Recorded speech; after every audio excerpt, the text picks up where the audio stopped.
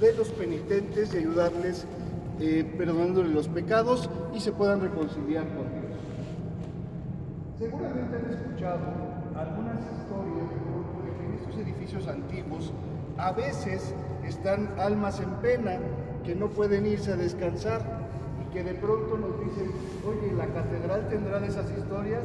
Pues sí, no escapamos nosotros a este tipo también de historias y de mitos urbanos.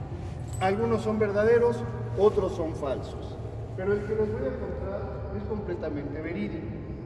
Hace poco tiempo teníamos a un compañero que prestaba servicio en el altar, preparando todas las cosas para la misa que se da a las 8:30 de la mañana.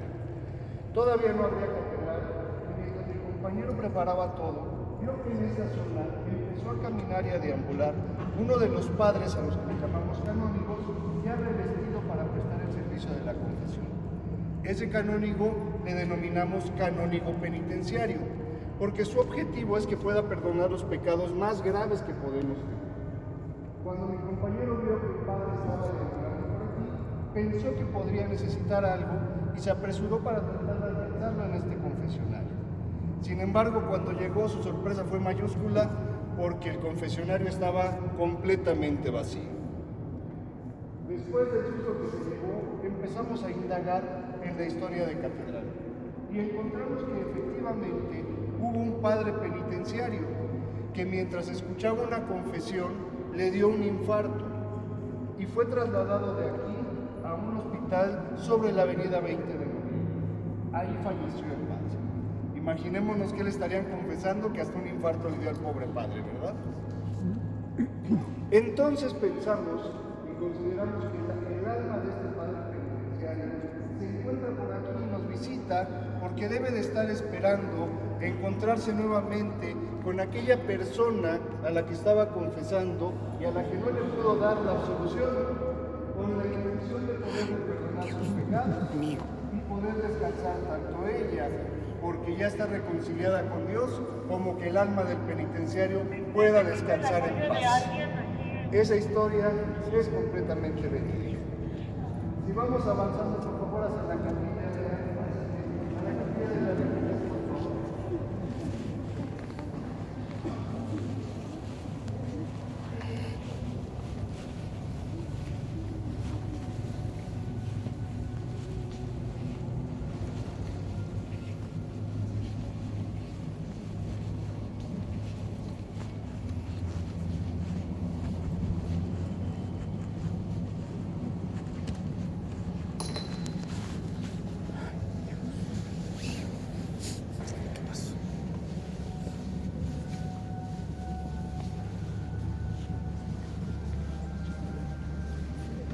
Veamos unos minutos, por favor, y de la habitación mientras voy dando la explicación. Me presento, voy a ser su guía el día de hoy. Mi nombre es Kevin y los doy la bienvenida al recorrido nocturno de la catedral, específicamente a la parte que me corresponde, que es la capilla de las reliquias de la catedral. La capilla de reliquias de la catedral nos sirve justamente para hacer una breve remembranza de varios conceptos interesantes relacionados al culto mortuorio católico y también hacia lo que es el culto a los huesos. Esto es importante porque muchísimo flash, por favor, ponmenos los flashes en mi cara. Esto es importante porque, como les comento, muchas veces creemos que hay ciertas tradiciones que quizás no sean incómodas, pero no lo son. Esto sirva para también comprender un poco más a profundidad, porque, por ejemplo, podemos temer este rito, este culto hacia los huesos sin tener justamente algún tipo de temor o quizás duda de que si esto es correcto o incorrecto, ¿no? Para poder comenzar, aquí en el altar del Cristo de los Conquistadores, por debajo tenemos la exposición de las reliquias de la catedral. El número de reliquias que tenemos en catedral, no solo aquí, a lo largo de la catedral, son de 175 conocidas que ascienden a 256 si tomamos, por ejemplo, en el caso del mártir anónimo del centro, eso mismo, reliquias que no hemos identificado justamente de quién son. Las reliquias son justamente del origen de la palabra en latín, vienen de la palabra aquello que permanece, el remanente, y esto es importante porque las reliquias son al final del día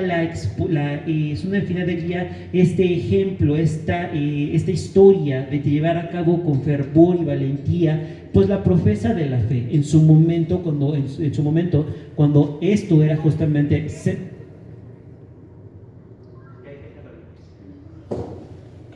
Cuando esto era justamente...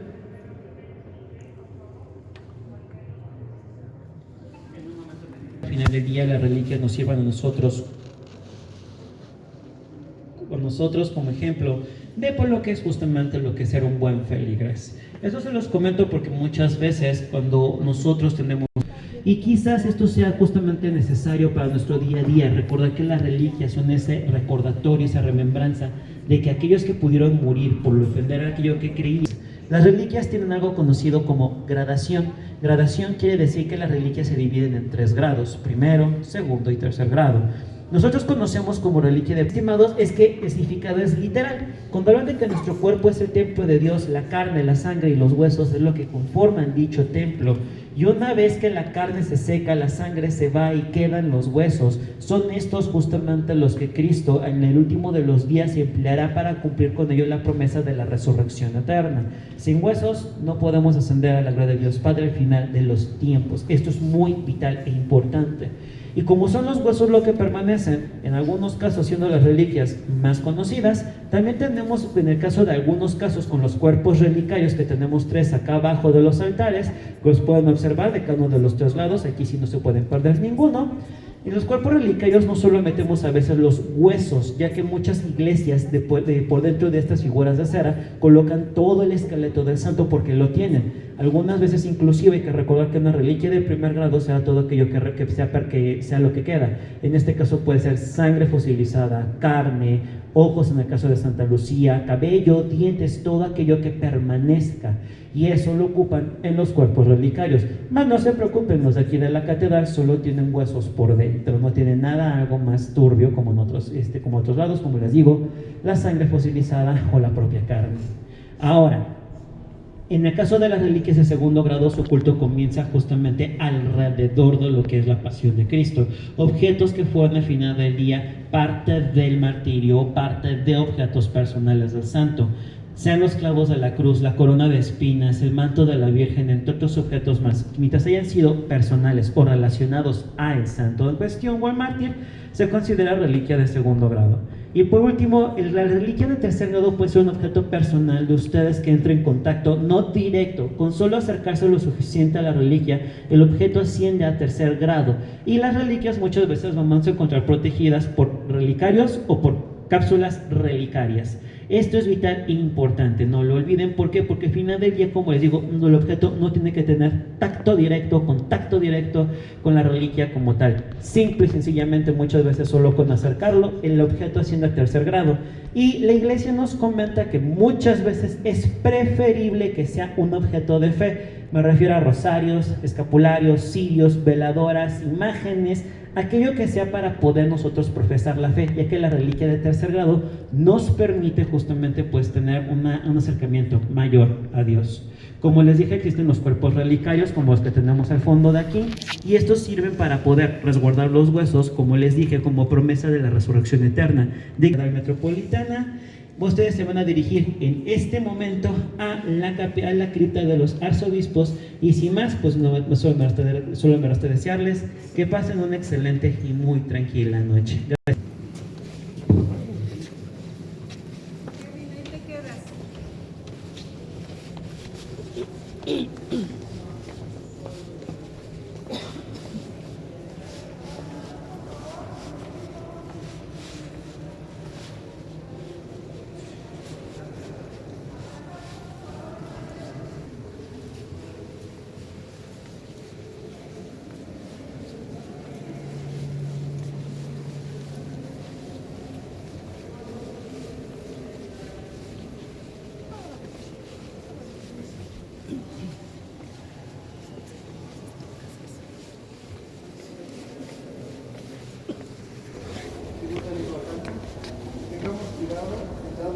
Van a encontrar un barandal para que lo puedan tomar y no se nos vayan a caer.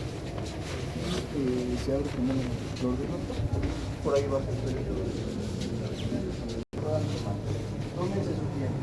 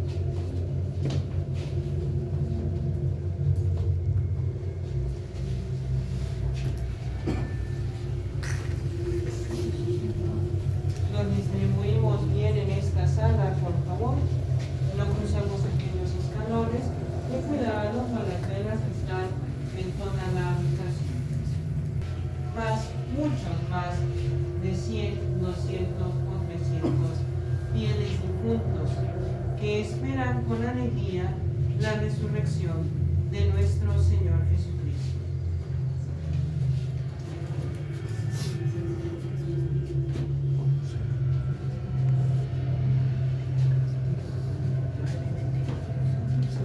La niña que ronda en esta catedral.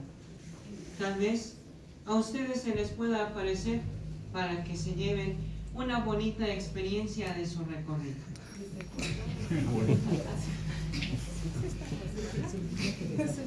Recorramos este espacio con respeto, por favor.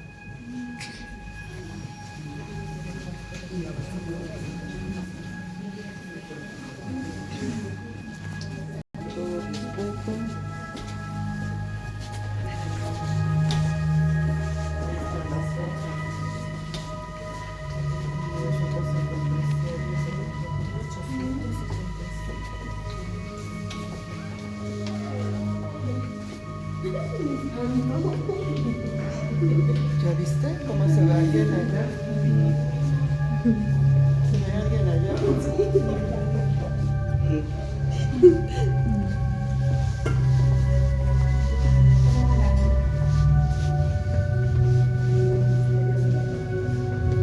Avanzamos de manera rápida.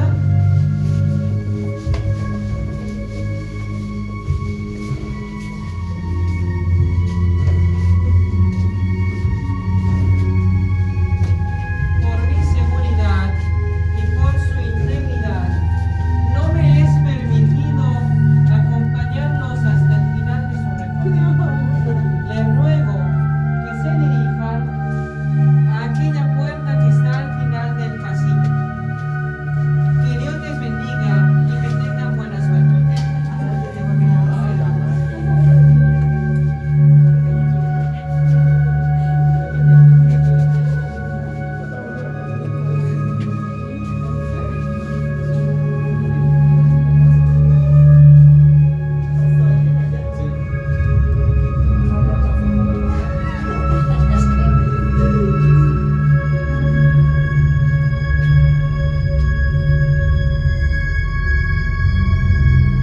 Queridos acoasistentes, no me es permitido acompañarles más de esta reja.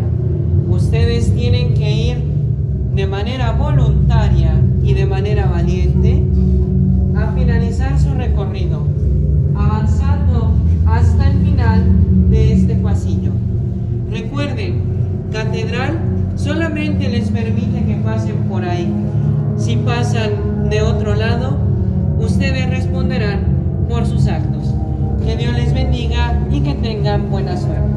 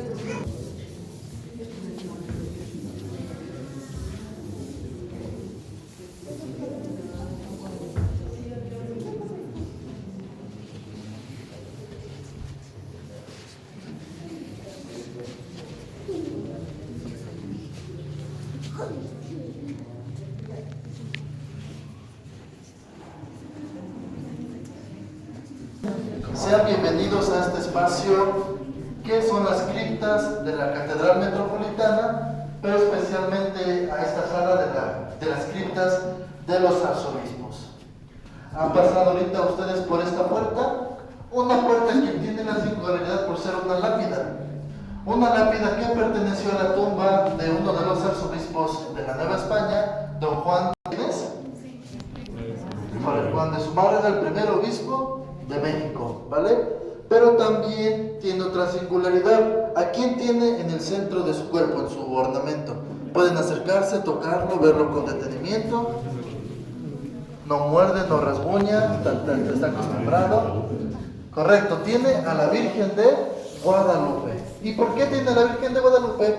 Porque él fue el testigo, el primer testigo ocular de la aparición de la Virgen de Guadalupe. Todos pensábamos que el milagro de la Virgen de Guadalupe se llevó a cabo en el Tepeyac, en la Basílica, pero no es así. Recordemos que en la historia de las apariciones de la Virgen de Guadalupe, ella es a quien le dice a Juan Diego: ve, preséntate al obispo y dile, sabemos. Pero eso no pasó en el Tepeyac o la Basílica porque pues ni siquiera existía ese lugar, existían los cerros, etc. El lugar en donde sucedió este acontecimiento fue a unos metros de aquí, en la calle de Moneda, lo que era el Palacio del Arzobispado, ya que pues ahí vivía Fray Juan de Zumárraga, ¿vale? Este espacio nos recuerda a una de las tantas tumbas que pudieran estar en muchos cementerios del mundo, que nos hacen alusión pues a conquistadores, a poetas, a escritores, etcétera, etcétera, etcétera. Sin embargo, lamento decirles que este lugar, este espacio, no es una tumba. Es únicamente un recuerdo, un memorial, un monumento a Fray Juan de Zumárraga por estos dos acontecimientos que acabamos de decir. Sus restos se encuentran en la cripta número 1, que está a mi lado derecho, que dice justamente su nombre: Excelentísimo Señor Fray Juan de Zumárraga, OFM. ¿Alguien sabe qué significan esas siglas? OFM significa Orden de Frailes Menores, es decir, los franciscanos. ¿Quiénes son los que vinieron a evangelizar estas tierras? Justamente ellos. Es por eso que él, por ser el primer obispo, pues era franciscano, ¿vale? Hay un mito, una leyenda, una historia, del cual se origina de este personaje y de este lugar. En el año de 1629, la Ciudad de México pasó por una de las catástrofes más grandes en su historia, que fue una inundación. Una inundación que duró 5 años, ya que pues es lógico pensar que en aquel tiempo no existían las herramientas que hoy pudieran existir para ayudar en un momento así. Es por eso que incluso hasta el día de hoy, muchos edificios alrededor del centro histórico aún tienen las marcas hasta donde llegó el nivel del agua. Es natural y lógico decir qué fue lo que provocó esto, pues el agua, ¿verdad? Pero la sociedad de aquel entonces tenía como que una incógnita, una pregunta de decir, ¿qué hemos hecho mal? Pues para que nos haya pasado esto. Entonces se reúnen, hacen oración y hacen una especie de exorcismo, por así entenderlo. Y de ese exorcismo capturan a un personaje. Muchos lo toman como un demonio, e incluso otros como algunos de los dioses prehispánicos, ya sea Quetzalcóatl o Tlaloc, pues que estaban furiosos por obvias razones, ¿vale? Y pues una vez que apresaron a este personaje, dicen, ¿y ahora qué hacemos con él? Ni modo que le invitaran un cafecito, le daban un pan. Lo toman, lo apresan y lo meten a esa especie de cofres que existían antes, grandísimos, que eran pesadísimos. Lo encierran ahí y dicen, vamos a enterrarlo debajo de la catedral para que nunca nadie más y él pueda hacer daño. Y la historia y la leyenda cuentan que este es el lugar en donde se encuentra este personaje, ¿verdad?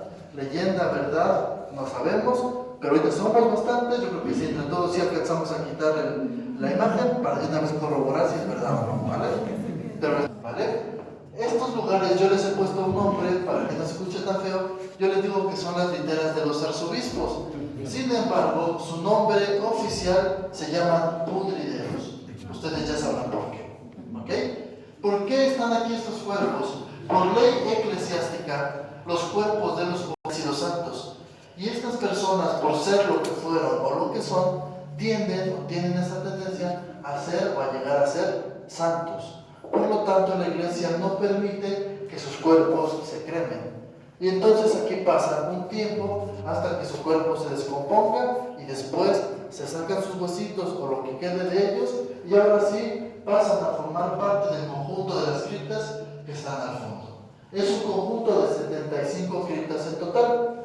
Hay un escritor y un historiador que ayudó a la construcción de este espacio que de una manera alegórica dice que es más fácil que la catedral se caiga a que las criptas de los arzobispos se llenen en su totalidad. ¿Y por qué lo dice así? Porque vamos en la cripta número 40 y han pasado más o menos 500 años. Entonces imagínense, para que lleguemos a la cripta número 75 que se encuentra aquí abajo, pues tendríamos que esperar mínimo otros 500 años para verla así.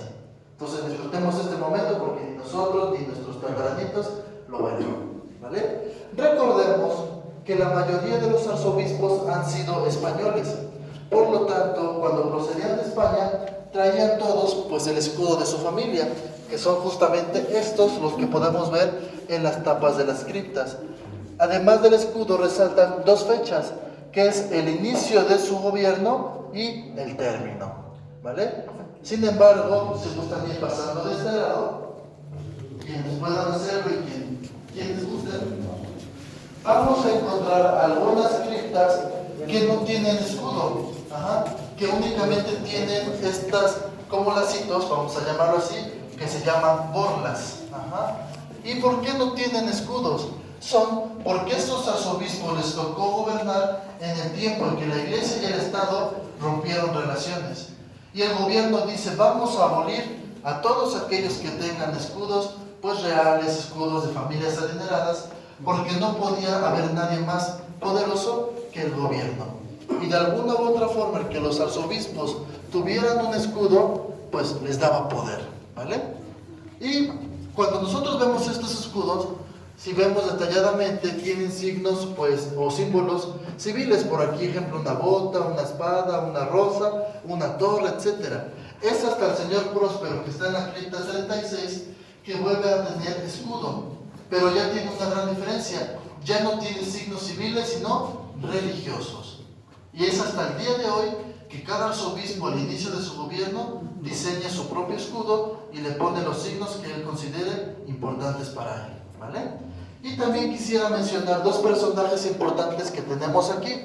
El primero es el señor obispo Juan de Palafox y Mendoza. Él, el día de hoy, es beato. ¿Qué es el beato? Es un escaloncito antes de poderlo llamar San Juan de Palafox, ¿vale? Sin embargo, la iglesia a un beato ya nos da la oportunidad de venerarlo como una persona, pues, santa, ¿vale? Y sus restos no se encuentran ahorita aquí. Él también fue obispo de Puebla y por lo tanto sus reliquias se encuentran allá, ¿vale? Yo creo que todos, alguna vez, al menos los mexicanos, incluso extranjeros, hemos escuchado el nombre de una mujer un poquito controversial, ya sea por sus escritos, por alguna cosa. Aquí tenemos a una persona muy importante en su vida, es el señor Francisco de Aguiar y Seijas, que fue su confesor y director espiritual. Él mismo en su biografía dice que sí le padeció con Sor Juana, ¿verdad? ¿Por qué? Porque traduciendo el pensamiento de Sor Juana de aquel momento, sus ideales, sus escritos, podemos llamar que tenía un pensamiento o una tendencia feminista, como hoy lo pudiéramos llamar, siendo aún religiosa e incluso yendo contra muchas veces de la iglesia, del gobierno, de la sociedad, ¿vale? Lo que en aquel tiempo pues casi la queman viva, ¿vale? Entonces él mismo dice que sí le padeció con ella al tratar pues de cambiar su pensamiento, pues que pues creo que nunca lo logró, ¿verdad? Pero pues esperemos que el día de hoy en esta cripta número 20, don Francisco pueda descansar en paz, ¿vale? Si gustan acompañarme ahora de este lado, criptas, ¿verdad? Donde se encuentran nichos y donde se encontraron por ahí alguien que los espantó, ¿verdad? Muchos no querían ni cruzar. La catedral cuenta con criptas y nichos familiares, en donde cualquiera de nosotros pudiera reposar ahí si tenemos nuestro departamento, ¿vale? ¿Ustedes cuántas criptas creen que pueden existir a mis espaldas? ¿Un millón? Cuenta con un poquito más de 11.000 criptas repartidas en 35 pasillos y 12 capillas. Y como lo dije hace un momento, son criptas familiares, por lo tanto todos los días pues viene bastante gente dentro de las 11.000 criptas pues a visitar a sus familiares. Hace unos 65 años, una familia, el matrimonio junto con su hija, vino a visitar los restos de la abuelita que se encuentran aquí. Sin embargo, corrieron con la mala suerte de que llegaron casi ya a la hora en que las criptas tenían que cerrar. Y por la presura, por la angustia, pues de que nos fueran a dejar encerrados, pues fue a visita del doctor, ¿verdad? Llegaron, le dieron un besito a la tapa de la cripta de la abuelita y se fueron. Se fueron a comer a un lugar aquí cercano del centro, pero llega un momento que dicen, ¿y nuestra hija? La dejaron. Como muchas veces nos puede pasar que vamos a un parque, a un centro comercial, y de repente nos distraemos un segundo y ya Juanito anda por otro lado. ¿O no? Pero tristemente, ¿qué fue lo que pasó aquí? Corren los papás de regreso a pedirles a los padres que abran las criptas para sacar a su niña.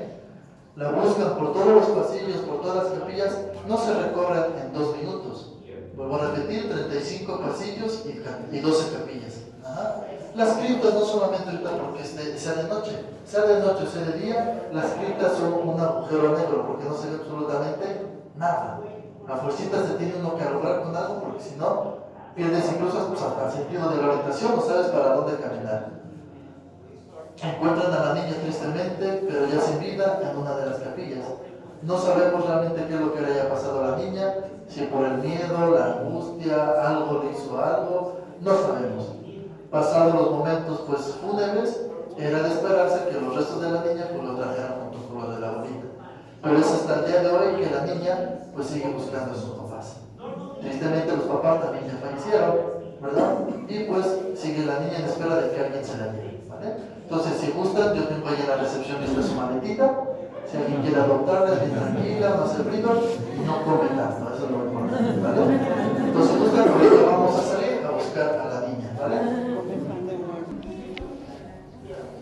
La piedra que está debajo del altar es una pieza original prehispánica dedicada a la diosa Tlaltecutli, que fue encontrada aquí cuando se hicieron las excavaciones para construir las criptas. La diosa Tlaltecutli se quiso colocar justamente debajo del altar, porque para nosotros los católicos el altar pues es el lugar en donde se realiza el sacrificio de Cristo, que es lo que nos da la vida eterna. Y por eso pues haciendo como este sincretismo religioso de la vida prehispánica y la vida católica o cristiana. Entonces, si me siguen, por favor.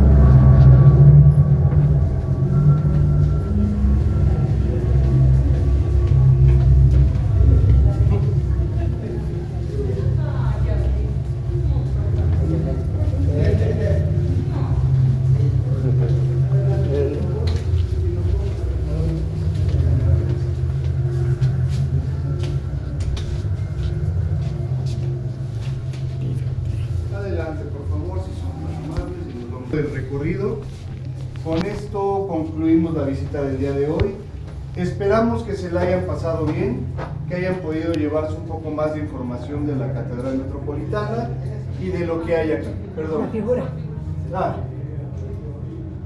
Es uno de los canónigos. Ok, les explico un poquito eso. Los padres que de pronto tienen ciertos méritos son reconocidos por el cardenal y los nombra canónigos. En toda catedral hay un grupo colegiado de sacerdotes que son los que manejan los destinos de la catedral. En la Catedral Metropolitana tenemos actualmente 12 canónigos efectivos y 3 honorarios. Ellos son los que gobiernan la catedral. Si ustedes vieron por allá a mi compañero Kevin con unas vestimentas medio extrañas, ese es el traje que utilizan los canónigos de la Catedral Metropolitana. Le pedimos que lo utilizara el día de hoy para que de pronto pudiéramos rendirle homenaje a aquellos padres que han prestado servicio aquí y que hoy ya se encuentran descansando también en las criptas. De donde ustedes estuvieron hay un salón contiguo. Esa es la cripta de los canónigos. Ahí se depositan las cenizas de ellos o sus restos áridos. Con esto concluimos el recorrido. Espero que se lo hayan pasado bien. A nombre de mis compañeros, del rector de la catedral, del venerable Cabildo Metropolitano, les damos las gracias, esperando que podamos verlos pronto por acá. Esperamos que no en un servicio de las criptas, ¿saben? Que por aquí no los veamos, sino allá arriba. Por ahí me decían hace unos días, oiga, ¿se siente frío en esta zona? Pues cómo no, estamos en el departamento de carnes frías de la catedral, obvio que va a ser frío. Entonces, pues bueno, con esto acabamos, muchas gracias. Aquí arriba, luego cuando salgan, van a encontrar una mesita. Es costumbre en la catedral el ofrecerles a aquellos que gusten una veladora para que se pegue alrededor de ella el nombre de sus seres queridos. Esa veladora se coloca en la base del altar durante el día de mañana primero y el día 2. Se prende durante las celebraciones litúrgicas y es una manera que tenemos para poder honrar a nuestros fieles difuntos. A aquellos que gusten se pueden acercar a la mesa. Tiene un costo de 20 pesos. Afuera de la catedral, por la puerta de madera, van a encontrar ustedes a nuestro padre diácono. Él estará dándoles la aspersión y la bendición para que puedan regresar con bien a casa. Y también encontrarán unas cafeteras y pan. Si a alguien se le antoja, pues ahí lo están también vendiendo mis compañeras. Que les vaya muy bien. Muchas gracias. Suban con cuidado. Cuídense. Gracias, igual.